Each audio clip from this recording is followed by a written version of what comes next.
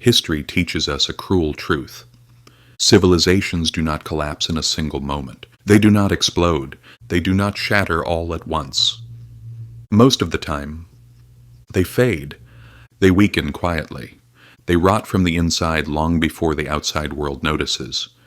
And by the time people finally look up, by the time they feel that something is wrong, the decline is already decades old. Europe today is living through exactly that kind of decline. Not the dramatic, cinematic-y history book kind of fall, but the slow, silent, suffocating kind.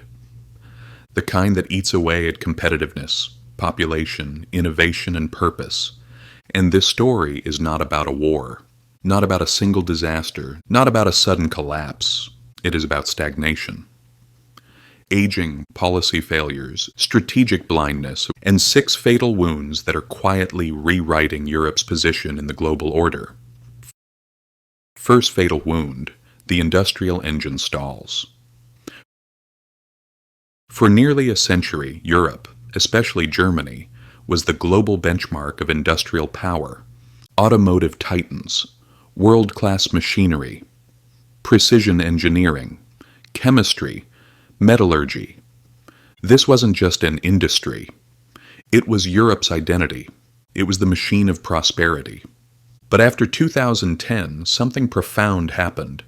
The world shifted into a new economic gear. China blended cheap labor with rising technological capability. The United States unleashed venture capital, data, scale, and aggressive innovation. Global supply chains reorganized around speed and cost. Europe simply didn't adapt. Factories stayed traditional. Regulations tightened. Labor became expensive. Energy became unpredictable. Investment began drifting eastward. And then the quiet exodus began.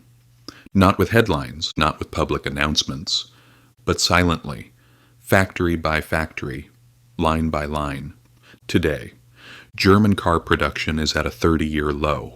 Entire manufacturing clusters are relocating to Asia. And each factory that leaves takes with it jobs, technology, R&D, export strength, and national momentum. And when Europe's industrial engine loses momentum, its entire economic model begins to shake. Second fatal wound: demographic collapse, the crisis no one can reverse. Europe is becoming older, smaller, and economically heavier every single year. Italy, Spain, Germany, birth rates below 1.3. France barely holding the line. Eastern Europe shrinking even faster. This is not just fewer babies. This is a mathematical certainty. Entire populations are on track to shrink by half within 2 or 3 generations. And economics has a brutal principle: demography is destiny. When workers disappear and retirees multiply, the consequences are relentless. Healthcare systems strain. Pension burdens explode. Taxes rise. Savings evaporate. Youth become a minority. Economic dynamism dies. This isn't a recession. It isn't a crisis that can be recovered from. It is structural, permanent, and among all economic wounds, this may be the least reversible. Europe is not just aging, it is contracting.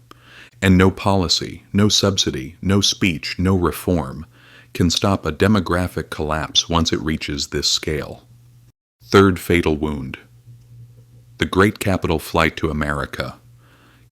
Capital does not care about history. It does not care about heritage. It does not care about nostalgia. Capital follows opportunity. And for 15 straight years, that opportunity has been in America. Why? Because the U.S. has the world's most aggressive tech ecosystem.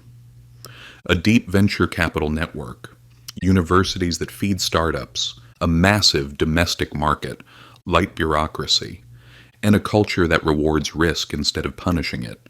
Europe, on the other hand, offers heavy regulation, slow approvals, fragmented markets, high taxes, and a culture that treats risk as a threat, not an engine. So global money made its choice, and Europe is now watching from the sidelines as Silicon Valley shapes the 21st century. The companies of the future are not being born in Berlin, Paris, or Rome. They are being born in California, Texas, and New York. Fourth fatal wound. The energy crisis, Europe's self-inflicted trap. For 2 decades, Europe made energy decisions that looked idealistic on paper, but catastrophic in practice. Nuclear plants shut down, gas dependency increased, renewables expanded, but without stable backups. And when 2022 came, everything unraveled. Energy prices exploded. Factories became unprofitable overnight. Households felt the shock. Industry lost competitiveness. Investment fled. Today, Europe pays 3 to 4 times more for energy than the United States. That difference is not a cost disadvantage. It is an existential threat. When energy becomes that expensive, factories shut down, steel mills halt, fertilizer plants move, chemical giants relocate, automotive suppliers collapse. This is not theory. It is already happening. Europe's industrial base is being hollowed out by its own decisions. Fifth fatal wound, united, but without direction. The European Union is one of humanity's greatest political experiments. But politically united does not mean economically aligned. Today, Europe is divided into 3 incompatible economic blocs.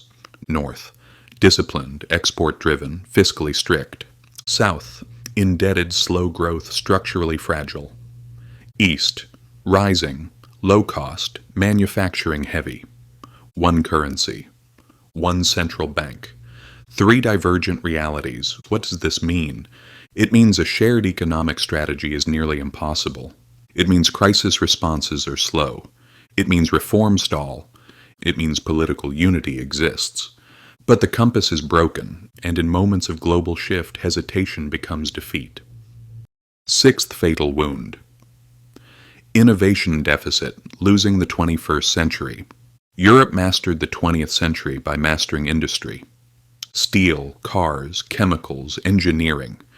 Europe was unstoppable. But the 21st century runs on different fuel, technology, software, data, artificial intelligence, and platforms, ecosystems. And in this new world, Europe is not a leader. It is not even a competitor.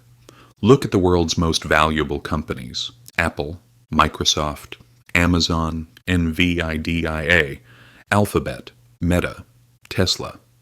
Not a single one is European, not even close. Europe did not create a global social media platform, not one. And this is not because Europeans are less talented. It is because the system punishes innovation instead of empowering it. Meanwhile, the US innovates aggressively. China innovates strategically. Europe regulates meticulously. The rules of the world economy changed. Europe didn't. And now, the continent that dominated the industrial age is falling behind in the digital age. The silent decline. Europe remains wealthy, safe, organized, prosperous on the surface, but power is always relative. If the world accelerates and you stay still, you are falling behind, and Europe is falling behind. Slow growth, shrinking population, capital flowing outward, industries relocating, energy prices suffocating productivity. Innovation lagging behind global rivals. This is not a collapse in flames. It is the quiet end of an era. A slow erosion of competitive strength. A silent slide down the global hierarchy. And like all great shifts in history, it is happening quietly, slowly, almost invisibly, until one day, people wake up and realize the world moved on, and Europe didn't.